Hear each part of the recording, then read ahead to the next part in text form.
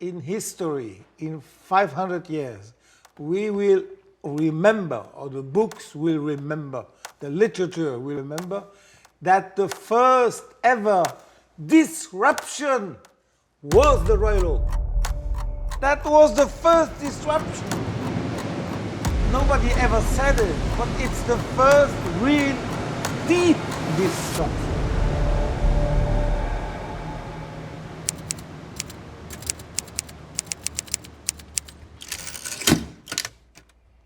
How did you find your way to starting your career with AP? I was invited by my friend Jacques Piguet. He is the son of the movement manufacturer called Frédéric Piguet. And Jacques Piguet said to me, come to this event, I will introduce you to Mr. Gaulet and you might find a job. I said, okay, what will I do with all these old people? I come. and then the event starts, we have lunch, blah, blah, blah, some songs, people are singing. And at a certain moment, Jacques said, come with me, I introduce you now to Gaulet, George Gaulet.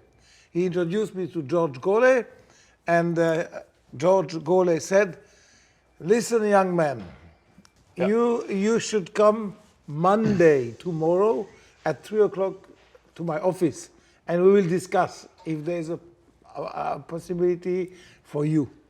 At 3 o'clock on Monday, I was again at AP. Not again, I was for the first time at AP.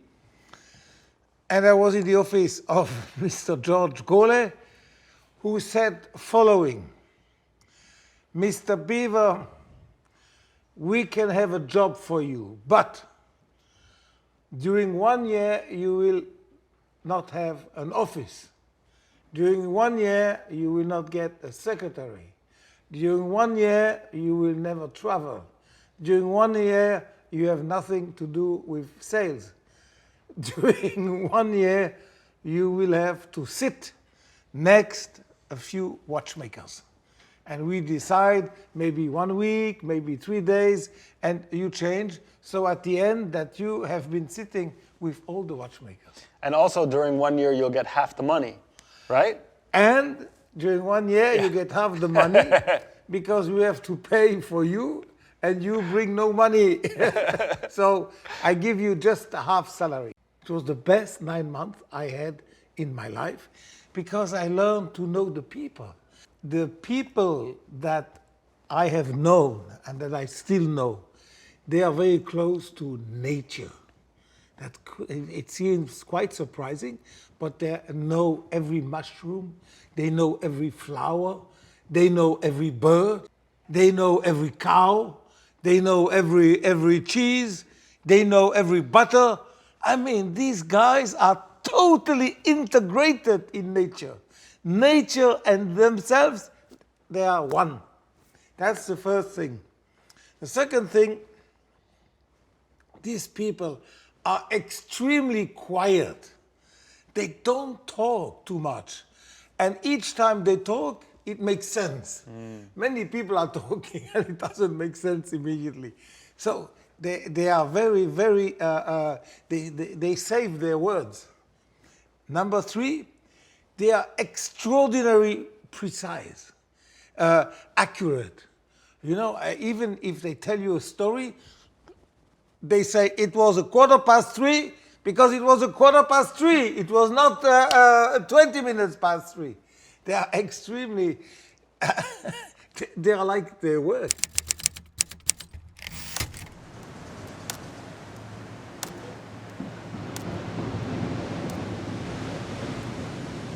So Gerald Genta designs and releases the Nautilus.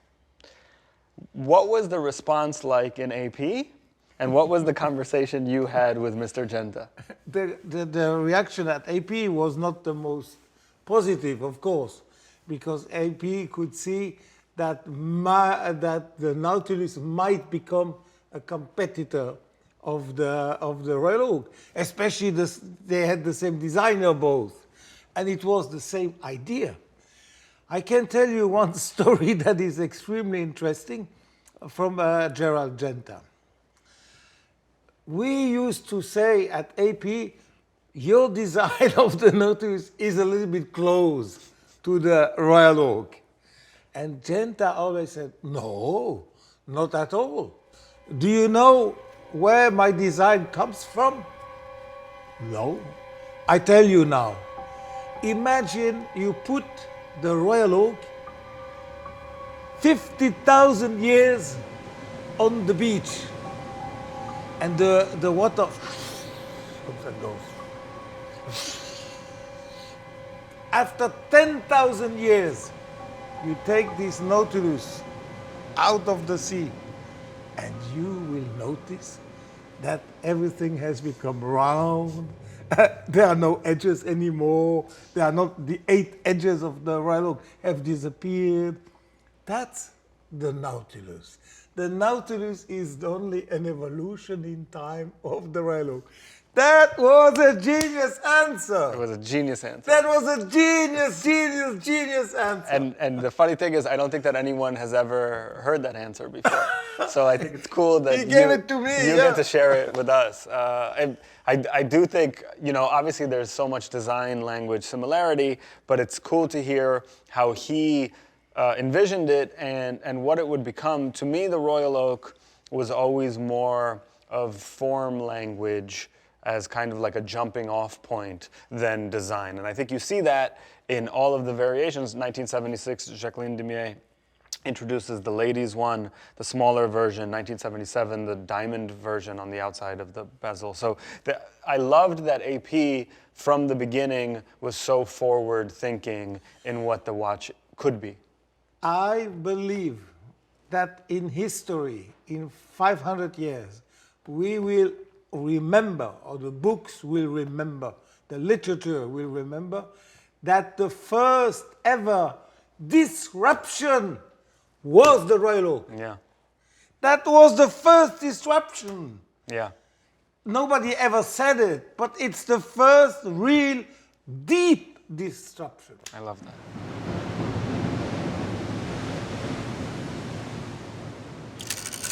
And let's talk about you leaving AP and Blancpain.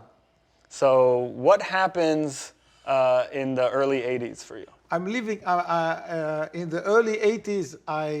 Together with Jacques Piguet again, we bought Blancpain. We bought Blancpain for, if I remember when, 21,000 Swiss francs with like 24,000 USD. Yeah, like 23, 24,000. That's a good investment. Yeah, but we bought nothing. Yeah. It means there was no watches, there was no office, there was no factory, there was no stock, there was no contracts, there were no customers, there were no clients, there were no people, nothing, just a name. We bought a name, that's it. I said to Jacques, don't worry, we're gonna build up from there. And slowly, we built again the whole story of Blancpain.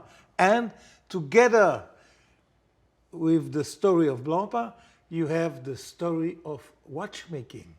Because Blancpain was heavily linked to the traditional watchmaking when the quartz revolution came.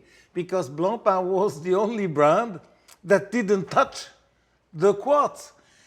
To a point that our first ad was, since 1735, there has never been a quartz watch, and there will never be. That was the most shocking, the most powerful ad I ever made in my life. Your whole life? In my life. I never had such a shock. The second shock might have been Big Bang. Because that is a genius name for a watch, Big Bang. And everybody knows what it means, and everybody can repeat it. And Big Bang, you don't translate it in languages. You don't need to. In every language, it is said Big Bang. One day at the Basel Fair, everybody is proud to show their collection. What year is this roughly? In 86, we had some hesitations, and one of my best friends said, I have a genius idea for you. But I cannot tell you. And you will discover when the fair opens on Thursday. I said, no, what do you mean? Sorry, let me go through my idea, but I cannot tell you what I'm going to do. You will discover. Thursday morning, the fair opens at 9 o'clock. We arrive already at 7:30 or 8. And I said, no, the showcase destructed. Bam, bam, bam. I said, but somebody has stolen. We went to the fair. We said, our showcase has been destroyed. We will ask some damage. I hope you have an insurance, etc. Did you have watches inside? We said, no. Like usual, we put the watches in another safe, but the showcase is totally destroyed. It was my friend who destroyed the showcase just to attract visibility. And it worked? And everybody talked about it, of course. Wow. At the Basel Fair, robbery, the whole showcase has been destroyed. That's amazing. So we were used to be the disruptors Very early. So a few years later, you would go on to sell Blancpain. Yes. What year did you sell Blancpain? 92. Okay, so 7th of July, 92. So 7th of July, 1992, you sell your first watch brand that you purchased. I think the information is public, so you sold it roughly for how much? We sold it for 20 million. 20 million Swiss francs. Swiss francs. And we bought it for 20,000. Yeah, so a pretty good ROI, certainly. And then you start your next chapter of your life. You know, when I sold Blancpain, I sold it for the wrong reason. I sold it because I had a big personal defeat and I had to go through a divorce. And because of this, I lost interest and I said, I sell the whole shit.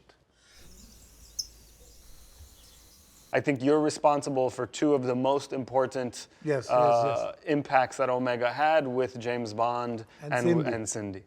So we'll talk about those in a second, but tell me about the beginning stages of when you become CEO of Omega. When you don't sell for the right reason, it stays here. You know, you have it here. And I still, today, I think my brand, Biver, finally, I have now sold Blancpain. Because Blancpain is over. It has been replaced by Biver. And that is a psychological change in my mind that is enormous. I have done my own brand also because I wanted to become free from the disaster to selling Blancpain. It's very interesting. So yeah, it's an interesting psychological study to be made on me. But that was 1992. When I sold the brand to Swatch Group, that was called in those days SSIH, and the SSIH was managed by Hayek, Senior, and Hayek. Brilliant man. Brilliant man. Brilliant man. A genius. Yeah. And he said to me, Jean-Claude, you're going to help me to restructure Omega because you have expertise, you understand luxury. And Omega is a luxury brand. Although we do plaqué watches, we are not so pure, but you will help me to restructure the collection and to restructure marketing. And in the beginning, I said, Mr. Hayek, I'm not sure I can do that. Of course you can do, no problem, blah, blah, blah, blah. Come on, some courage. And I did it.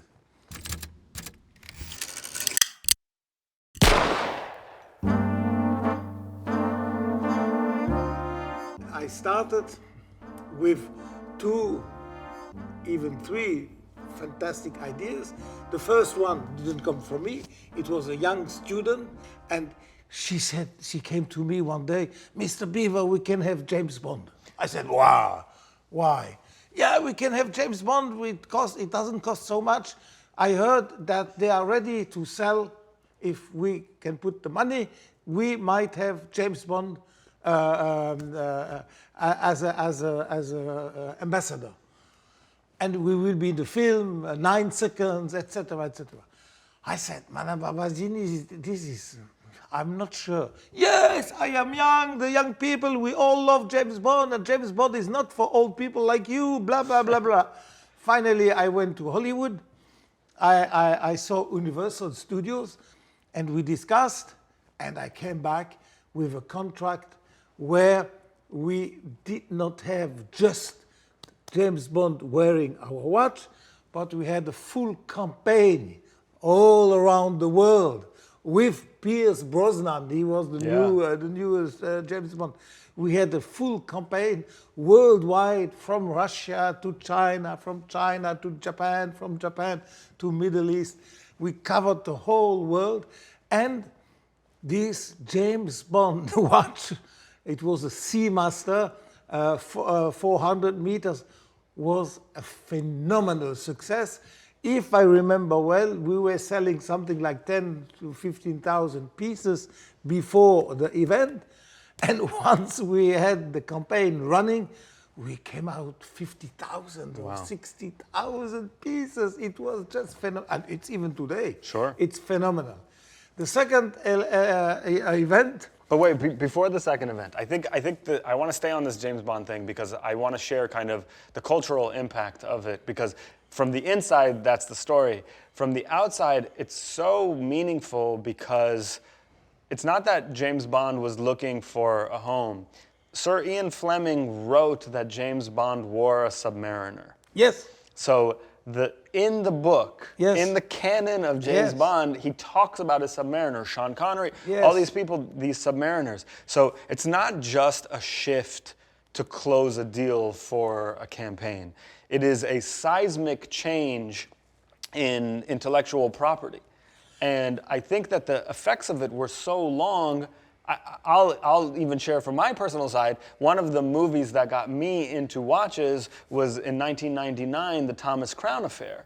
And in The Thomas Crown Affair, the first shot of the movie is the camera coming down and showing Pierce Brosnan wearing a reverso. Yeah. But because he had a contract with you, they couldn't use the Jaeger-LeCoultre logo. Thanks God. So they removed the logo for the watch. In 1999, 17-year-old me was like, what is this amazing watch? It doesn't even have a logo on it. I don't even know what the watch is. So I think the effects of that were so seismic because you shifted a focus. And I think that leads, into the next story, which is the Cindy story, which I want to hear from you how that went down. But it was such a huge shift, the James Bond thing, until today. Till today. But just to finish with James Bond, at a certain moment, the director said, but he needs to wear a Rolex. He needs to wear the Submariner. And there was no Submariner. And finally, the director said, okay, guys, I give you mine. And Pierce Brosnan has put the director's watch on the wrist in order to be like the book, because we had not prepared a watch. Wow. We thought, we don't need to be close to the book, but the director, he wanted to be very close to the book and said, no, he must wear a watch. And he said, okay, I give you my watch and you put it on. And that is wow. That is how the story came. That's amazing. It's amazing. It's amazing. It's amazing, especially when you think the success we had after that. And still. You cannot dissociate now James Bond and Omega. No, there's even in Casino Royale, they make the joke when they're sitting on the train and she says to them, nice watch, Rolex, and he says Omega. They're still kind of playing into that, which I think is super, super cool. Cindy, can you come, please? And Cindy came, and she started to talk to the audience. Can you imagine? Amazing. About watches. And she was explaining how she made the constellation, etc. So I said to Cindy, listen, time has come now for you to play an additional role than just to have a nice picture. And you will become a real ambassador of the brand. I want you to give influence in the design. Eventually, you can even give us some suggestions. You must get involved for real in Omega, and not just as a top model. And that changed Cindy immediately, because she's very clever, she understood. And she said, okay, Jean-Claude, wonderful.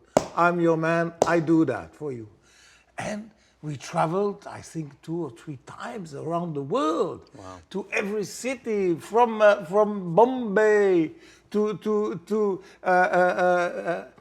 Barcelona, from Barcelona to Dubai, from Dubai to Tokyo. We went all over the world. And each time she was presenting the new constellation, and she was explaining to the people what is new, why did I design the dial like this, etc. So it was giving us huge credibility, and it was position her at the top level, and not just like a top model of which you make a picture. And that was an enormous change in the attitude of ambassador. We were the first ones to give a real role, a deep role, substance to the role of ambassador, and not just a nice picture in Vogue. And it's translated until today. I believe that her daughter was or is an ambassador as well. So yes. I think that it shows that when you find meaningful connections, they translate to sales. But they translate to partnerships that people know. People know when something's fake and when something's real. Of course. People know when you pay for an ambassador, exactly. And then the next day they're wearing a different watch on the street.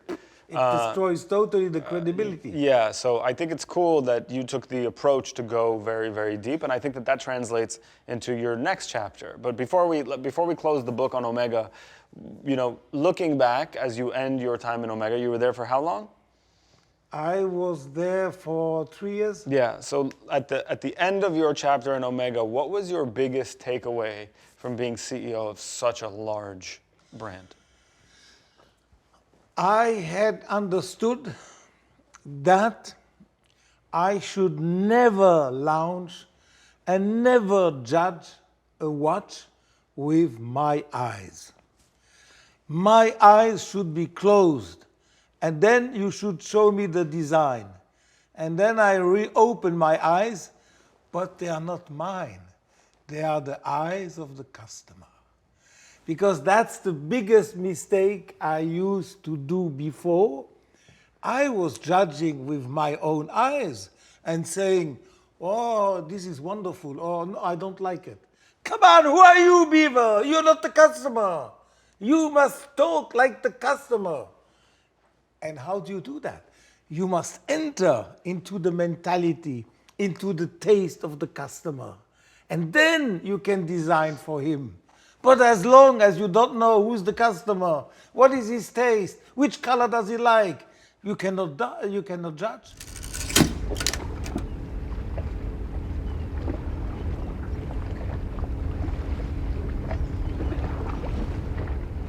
So you become the CEO of Hublot in 2004. Exactly. So what is the brand in 2004?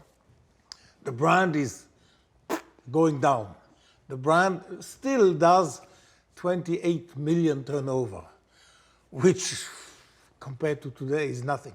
But the brand is losing speed, is losing ground, is losing popularity, and losing image. One mission that I didn't invent, that the ex-owner of Hublot, the watch was in 18 karat gold, had screws on the bezel, like the Royal Oak, more or less, and it had a rubber bracelet. First rubber bracelet ever. Ever. 1985. 1985. Yeah. What a disruption. Gold is fused together with rubber. And that gives us a total different watch. That is a great disruption.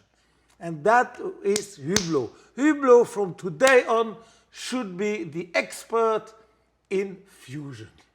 The fusion between rubber and gold.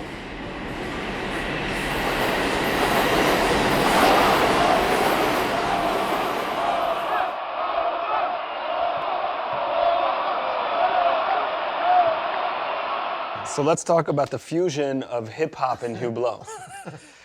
So I'm early 2000s. I'm now getting into watches. I'm starting to find my path with watches.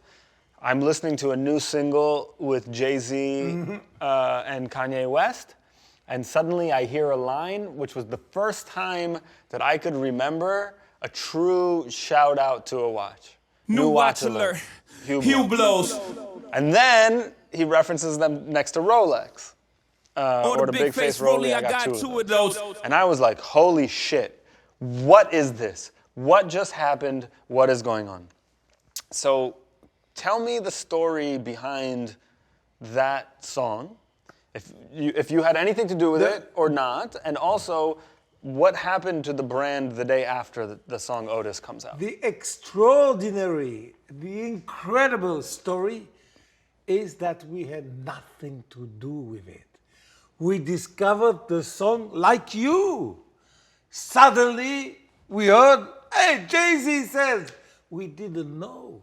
We didn't even know, we didn't know that he had one, that he had bought one. As our policy was never to give a watch away, always sell a watch, because if you give a watch, the value of the watch falls down, and the one who gets the watch as a present, he will not take care. But everybody that has bought the watch, that is a different relation. So we never gave him a watch. We didn't know. And when he was out, we said, oh, now we cannot exploit because we are not the owner. He is the owner of not only the watch, but also of wearing the watch and doing the song for the watch. So we must be behind the scene and quiet. And what happens to the brand after? Do you see a shift? The brand was flying. The brand started to fly. And not only to fly, but also to fly among the society of the rappers. And then came the other rappers joined, and slowly, suddenly the brand was existing again. So I owe this absolutely to Jay-Z. It was not calculated. It was not organized, which is a shame. We should have organized it, but it was not. It was just. It worked out. It was the right fusion, right? It was a chance. So it was God who gave us this unbelievable opportunity. It was Hov. I think one of the things that strikes me as we were talking is that the influence that you had on the brands still is the core pillar of the brands today. And I think it's amazing when you talk about brands from the 90s, brands from the 80s like Blancpain, and then brands from the early 2000s like Hublot, that your direction is still true north for them. And I think that that'll lead us into this kind of third chapter of your career. So you partake in the sale of Hublot. Hublot sells for how much publicly? Nearly $1 billion. Yes. Close to 850, 890. And you sell it to which group? I sold it to LVMH. That's right. So that... And that gave to LVMH a big boost for their activities in watches. And of which they will, at that point, start a very, very aggressive, very powerful path. So after that, what role do you take after you sell Hublot? After I sold Hublot, I take the role of the leader of the watch division of LVMH, which includes, which included in those days, of course, Hublot, Tag Heuer, and Zenith. These three brands were under my direction, under my responsibility to develop them. I did a certain homework for Tag. I did quite an important job also for Zenith, but I didn't really have time to accomplish because I think I took over in 2016 and I retired in 2019. So I was only 3 years. And in 2019, I'm born in 49, so I became 70 years old. And I was of the old and wrong belief that when you are 70, you should retire. And I had never realized that you cannot retire from a passion. You can retire from a job. You can retire from a position. You can retire from responsibilities. But from a passion, how do you do that? How do you do how can you retire? How can you ask Picasso, or how could you ask Picasso, now you have to retire? Or Mozart, come on Mozart, now you retire. It's impossible. An artist, somebody that is involved in fashion, he cannot retire. And I realized around 2020, nearly a year after, God damn, why did I retire? I want to be back. I want to come back.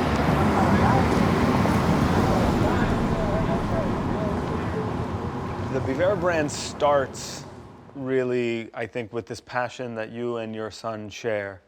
And it's amazing to hear Pierre's kind of take on the brand, because you are so story and marketing focused, and he is, you know, such a watch lover and such a watch nerd that he really digs deep, deep, deep into the details of the 83 polished screws and the bridges, and I think it's awesome to see your two perspectives come together.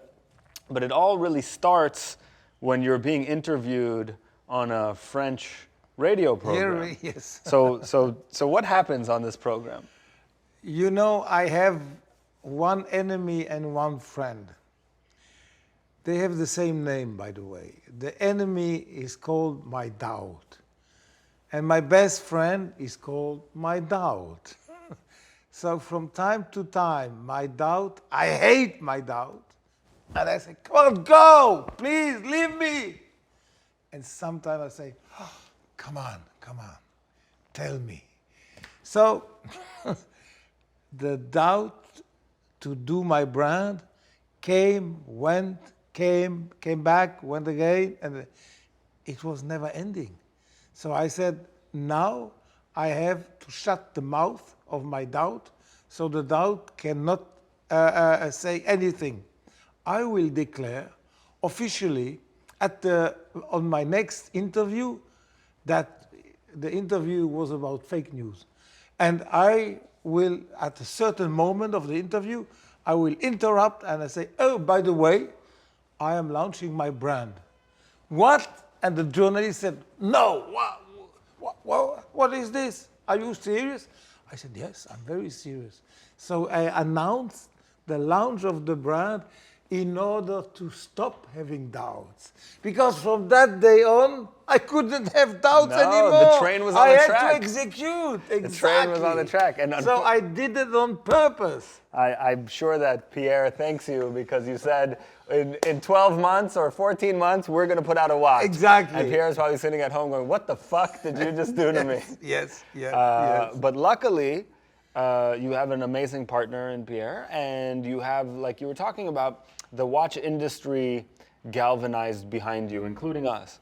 So I'd love to hear the story of how this particular watch came together, and to talk a little bit about the why of the Biver brand. Why is it important for this brand to exist when there's so many other amazing watch brands? It is important to exist because we open a new chapter for the high horology. that is the chapter of the spirituality. In perfection, in whatever perfection, in perfection of music, in the music of Mozart, in the music of the Beatles, in the painting of Picasso, there is eternity. And you can even prove it. The Beatles are still singing every day, Mozart is still playing piano every day, and Picasso is painting the whole day. So there is eternity. I think that independent watchmakers today, where there are so many amazing ones, there's Moser and Urwerk and Jorn, and there's countless, smaller brands that are doing amazing things, are the new disruptors. And as I look at your career, and as you begin your final chapter, because there's still a lot more to do, the one thing that comes to mind is you've always been a part of the counterculture. You've always been a disruptor. You've been a disruptor in everything that you've done in your life, at least in the industry. And looking back at it now, what do you want people to feel when they look at their wrist and they see a Biver watch? I would love that the people get emotion. We should sell rather emotion than accuracy. Accuracy is brilliant, no problem, but goddamn, where's the emotion of accuracy? It's a machine, accuracy. And emotion is poetry, and it's totally different. So I would like people to feel the same emotion than the emotion I feel, and to feel also part, when they look at the watch, they say, wow, this is a piece of eternity. And this piece will be with me. And thanks to my watch, I am now connected to eternity. And if the whole day, each time you look at your watch, you can say, this connects me to eternity, wow, you don't need any more to die. You are already in eternity. And being in eternity alive is 10 times better than being in eternity when you're gone. Fair enough. I thank you for that. I want to close with, you're also taking a kind of a disruptive model for how you want to retail these timepieces, how you want to sell them. So what was the thinking about choosing the partners, who you work with? What was because you have an amazing group of people that we're just honored to be among. Yes, we have 5 people. We said we should divide the world in 5 regions, 5 continents, and 5 friends. And we should be able one day to produce 100 watches, which is, if you have 5 partners, it's 20 watches per partner, which is still like nothing. And I said, this is what we have to do. Like this, we will limit our production, we will limit our distribution, and the limitation of quantity, of turnover, of clients gives you the concentration of quality. And that is what we want. We don't want to be just a watch brand. We must have people that are helping us to promote eternity. People that are helping us to give emotion, to communicate, to transmit, to transfer. This is our objective. It's not so much about selling, because if it would be about selling, we would not have chosen only 5 partners. We would probably have taken more, but no, we want 5 partners whatever. Maybe one day we can have maybe 6. You never know. There are changes in 10 years. Who knows? But for the time being, for the next 5 years, 5 partners for the whole world. And that's it. And this partnership is friendship, is longevity, it is happiness, it is love. And that's what we need to be. We need to be the brand of love.